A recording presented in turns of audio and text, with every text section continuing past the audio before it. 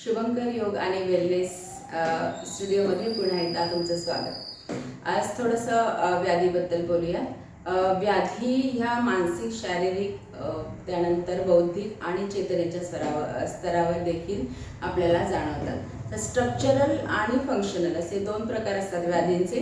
तर त्याच्यामध्ये स्ट्रक्चर म्हणजे आपल्याला माहिती आहे की पाठदुखी, कंबरदुखी, पोस्चरशी संबंधित ज्या काही व्याधी आहे का मणक्यांशी संबंधित जे काही आहे त्याला स्ट्रक्चरल व्याधी म्हटलं जातं। आणि फंक्शन म्हणजे काय तर डायबिटीस, बीपी होणं, इंटरनल सिस्टीमशी संबंधित ज्या काही व्याधी होतात त्याला फंक्शनल व्याधी म्हणतात। तर ह्या दोन्ही व्याधी एकमेकांवर अवलंबून असतात। जर स्ट्रक्चर तुमचं ठीक असेल तरच फंक्शन ठीक असू शकतं आणि फंक्शन ठीक असेल तर स्ट्रक्चरवर त्याचा खूप सारा चांगला परिणाम होत असतो। तर ते कसं, समजा पाठदुखी आहे आणि पाठदुखी आहे म्हणजे पाठीच्या अंतर्गत जे जे तुमचे सिस्टम्स आहेत त्या देखील ढासळल्या। फक्त पाठच दुखली आणि थांबलं असं काही झालं का? नाही।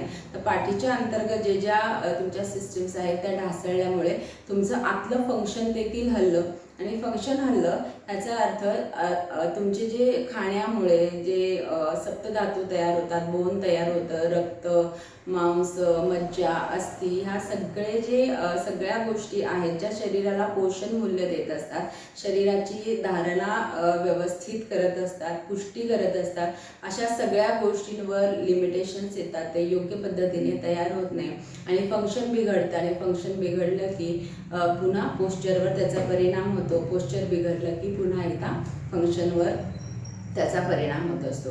अशा पद्धतीने आपल्याला ह्या सगळ्या गोष्टींवर मात करण्यासाठी प्राणायाम हा खूप मदत करत असतो।